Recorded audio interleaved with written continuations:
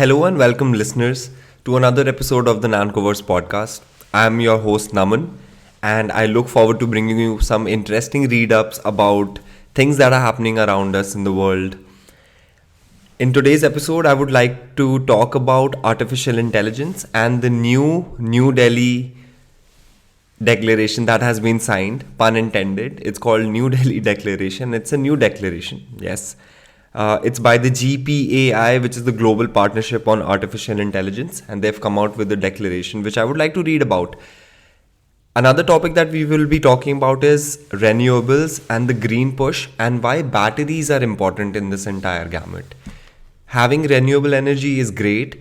Storing that renewable energy for usage of the grid and the growing populations is also very important. So we'll be talking about that. And the third segment, I am interested in reading about not something very heavy, but a write-up in the Indian Express which talks about the promise of possibilities. And I would like to read this with the new year coming around. There's some wholesome writing around this, and I would love to read this to the listeners. So yes, I look forward to bringing these topics to you, to your ears, and I hope you guys are enjoying the podcast. Before I start the stories, I would want to bring the listeners' attentions to the previous episode that we did with Smita Singhal. Smita Singhal is the founder of Absolute Water.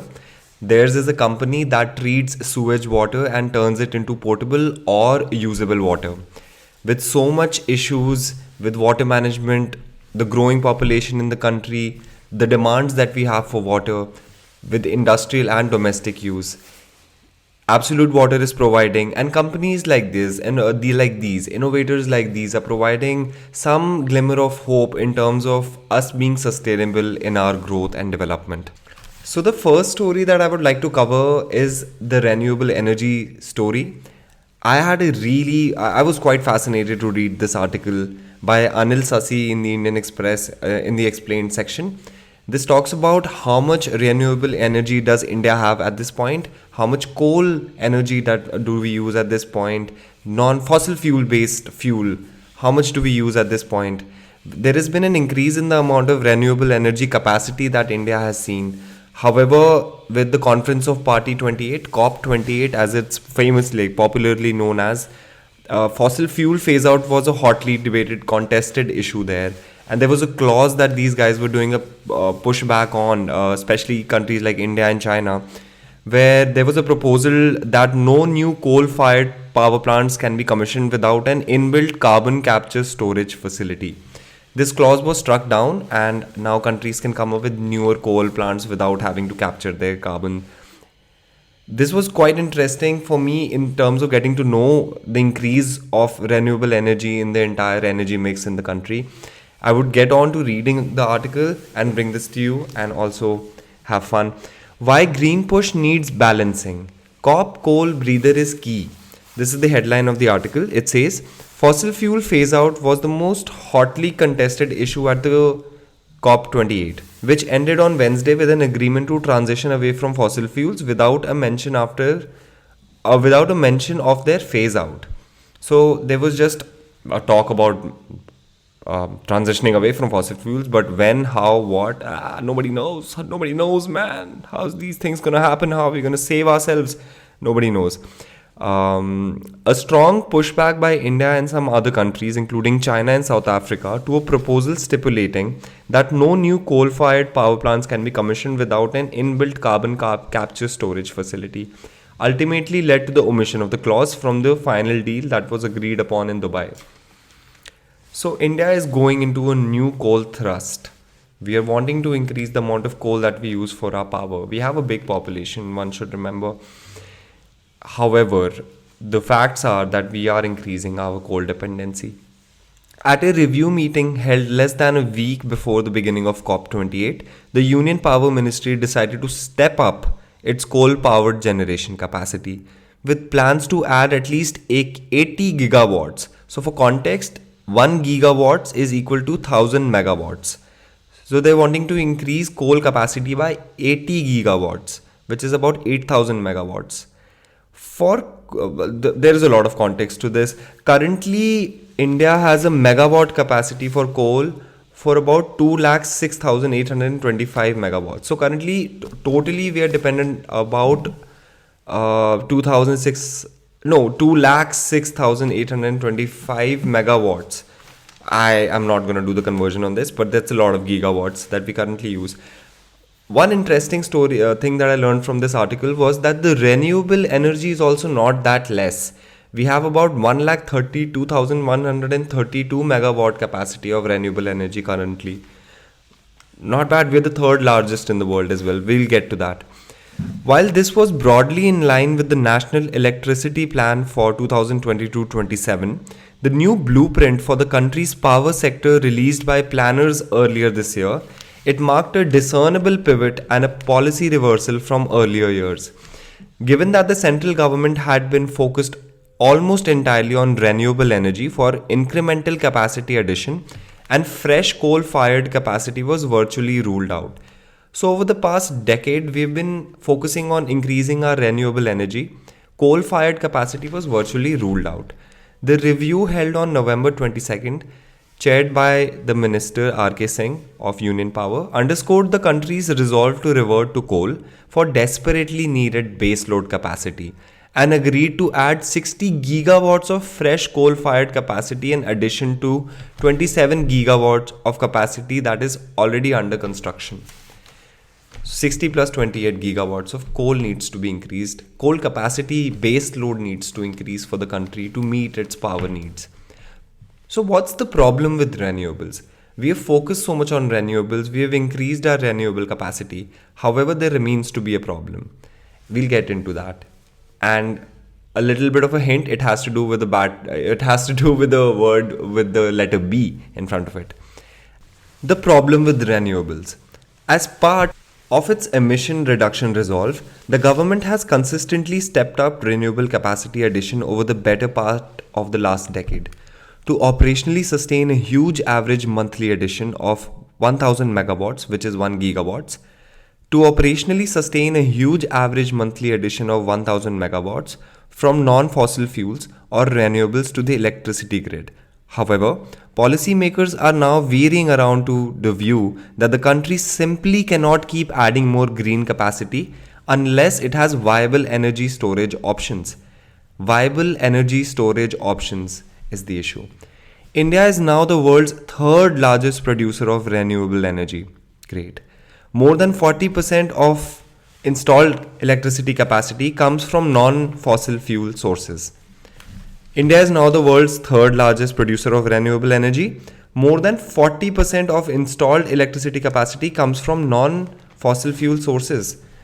A striking stat. More than 40% of installed electricity capacity comes from non-fossil fuel sources, including large hydro, having risen sharply from around 25% in 2013.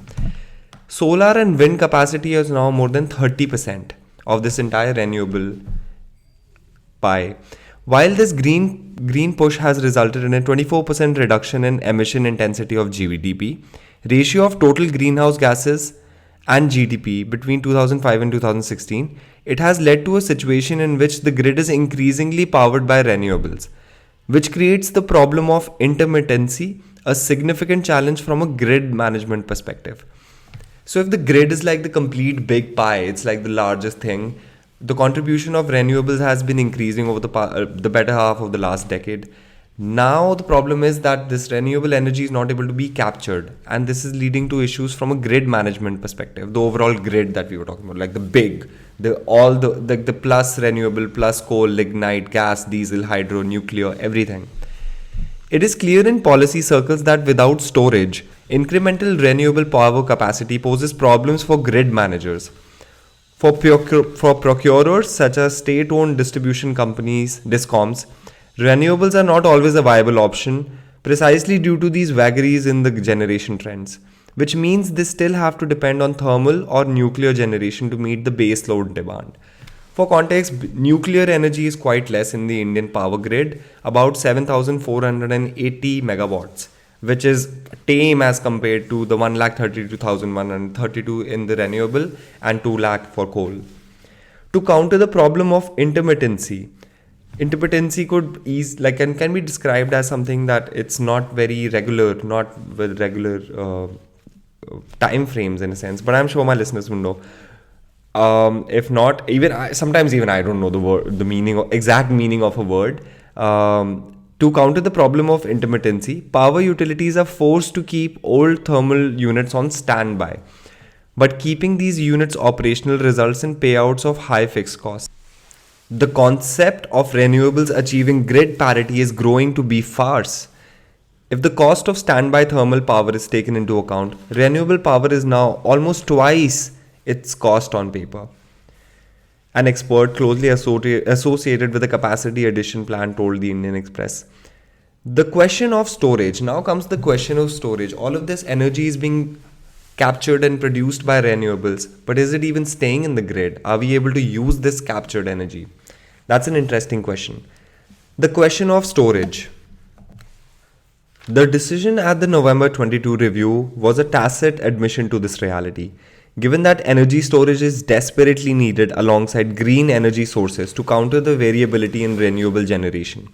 Electricity is generated only when the sun shines or when the wind blows, which is not always in sync with the demand cycle. Storage can help tide over this shortcoming, especially as renewables grow to become a big chunk of the installed generation capacity. Until that happens, stepping up thermal, especially coal and nuclear generation, are perhaps the only way forward. India is the world's second largest coal producer. Second largest.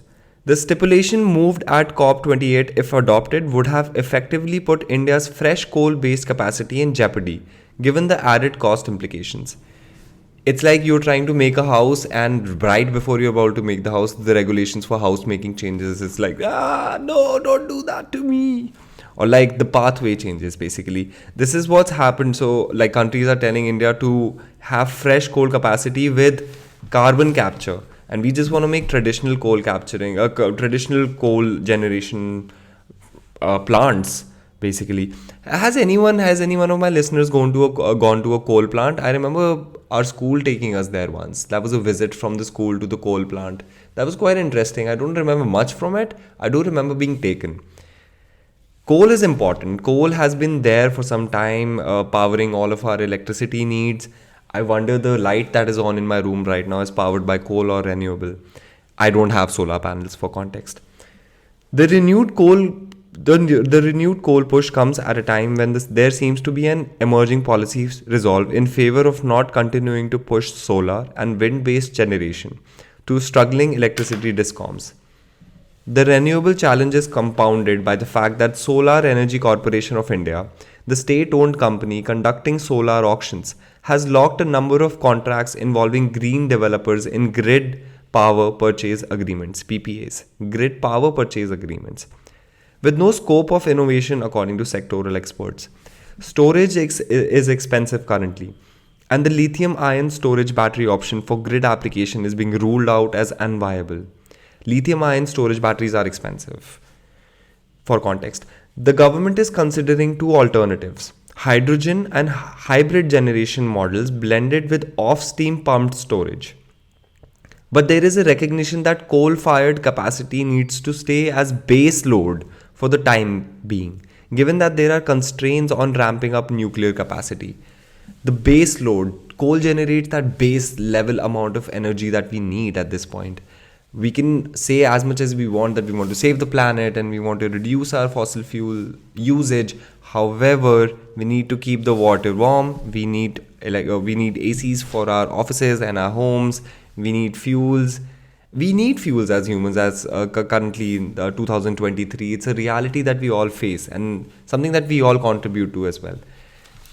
Saying that we have been, at least in this country, we've been trying to increase our renewable energy generation, and it has happened quite a lot, about 40% of our total usage. However, we are in this position now where we need to increase our coal usage because we are a lot of people and we need a lot of electricity. So the question that comes is, are countries like ours supposed to keep pushing towards renewable energy where storage is an issue, intermittency is an issue, or do we increase the base load, that the sort of security that coal gives us in terms of having electricity is amazing.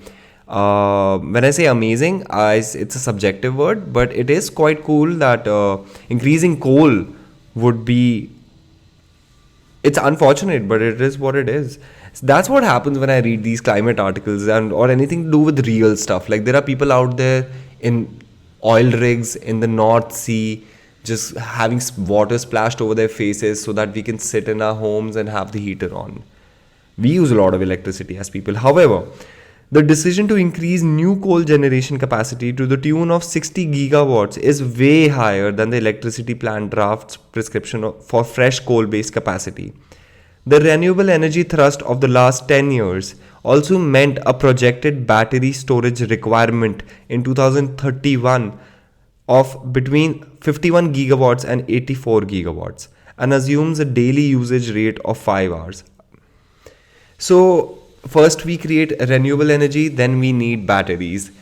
Our problems become our problems and the solutions become solutions. I hope we are able to figure this out.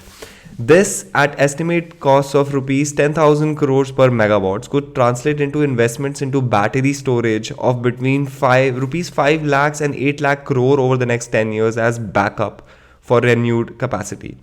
That too for operations for less than a quarter of a day on average. Yes, when I said, before starting this article, when I said that I find this fascinating, I also find it dystopian.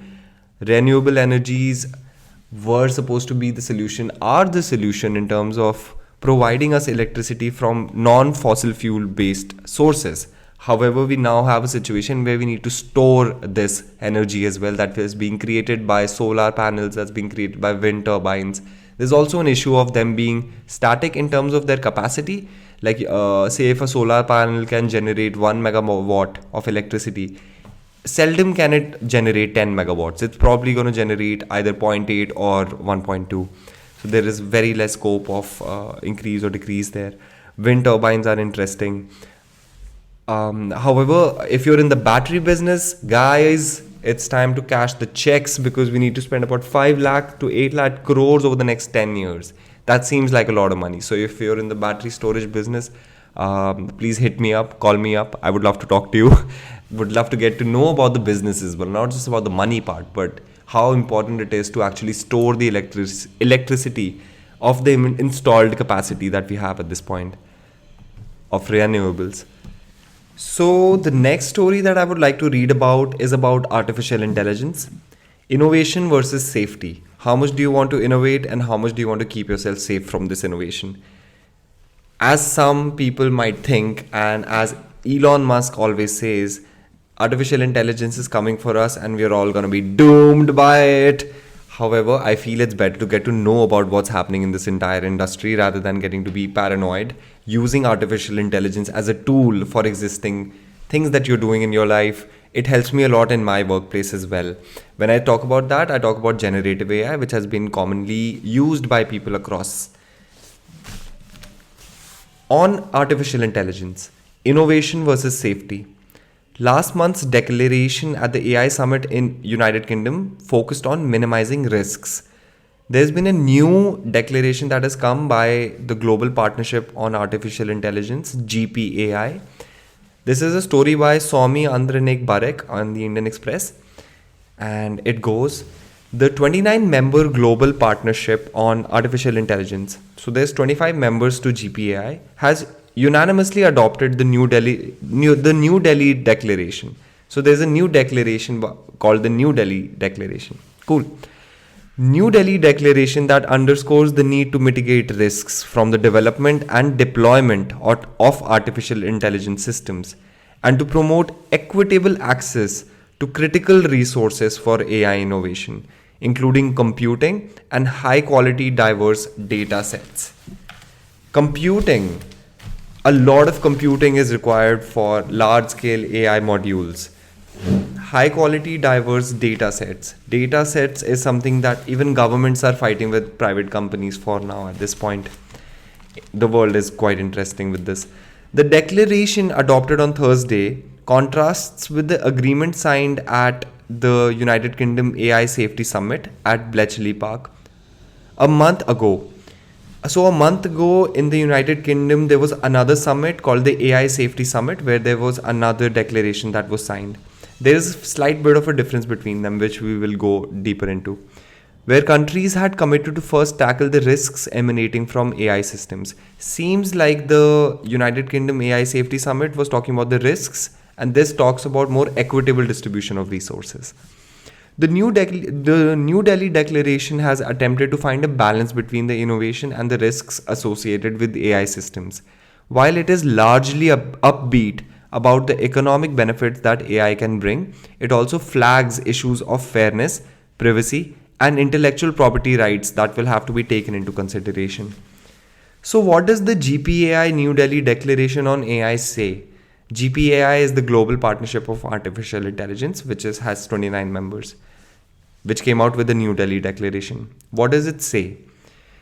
Quote, we recognize the rapid pace of improvement in advanced AI systems and their potential to generate economic growth, innovation, and jobs across various sectors as well as to benefit societies, the declaration said. It said that a global framework for the use of AI should be rooted in democratic values and human rights, big words, safeguarding dignity and well-being, ensuring personal data protection, the protection of applicable intellectual property rights, privacy, and security, fostering innovation and promoting trustworthy, responsible, sustainable, and human-centric use of AI. Big jargon words.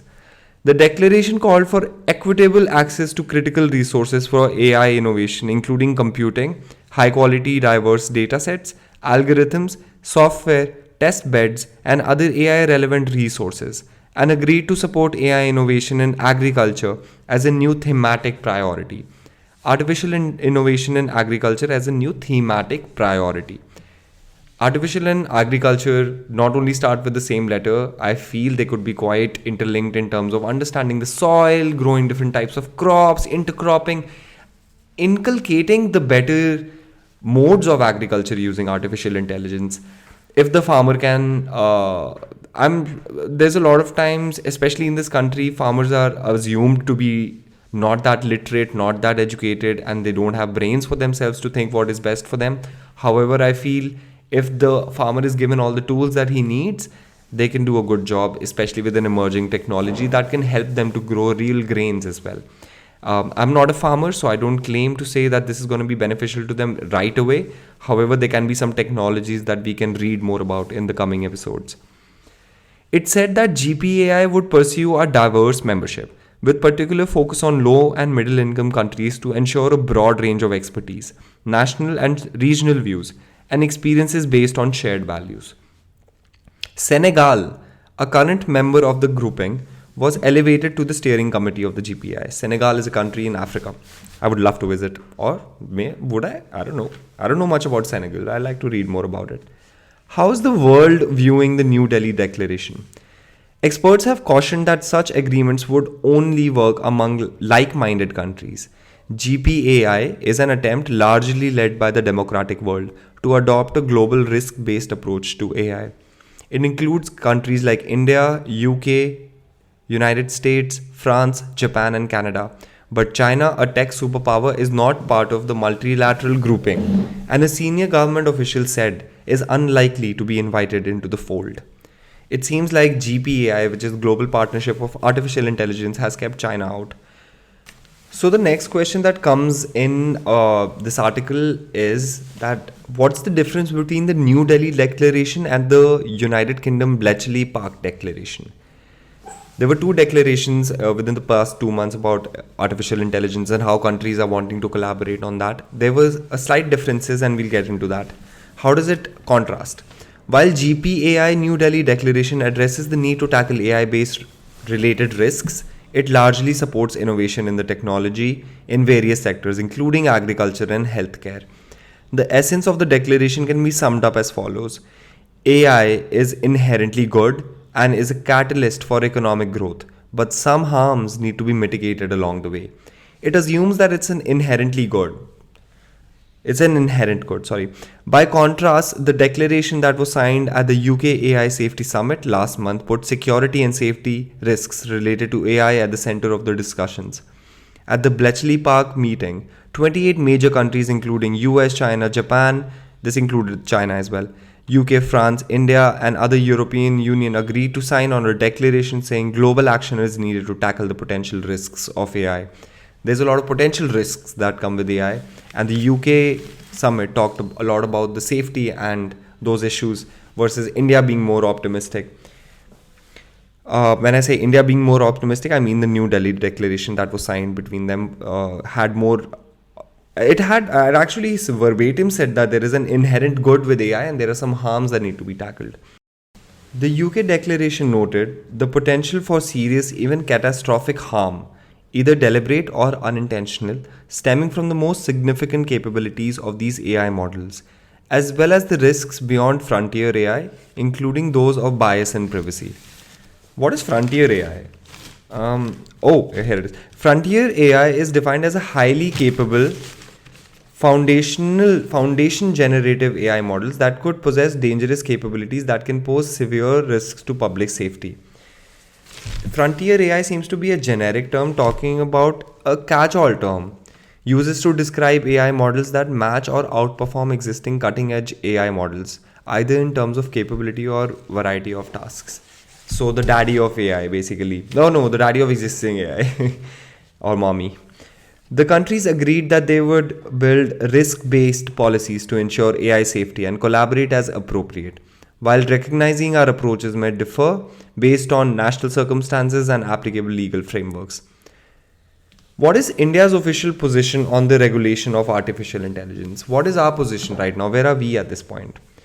Even as India looks to unlock the potential economic benefits of AI systems, its own thinking on AI regulation has undergone a significant change.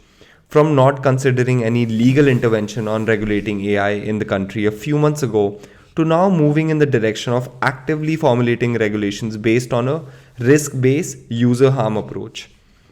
At the inaugural session of the GPI summit on Tuesday, Prime Minister Narendra Modi flagged the dual potential of AI.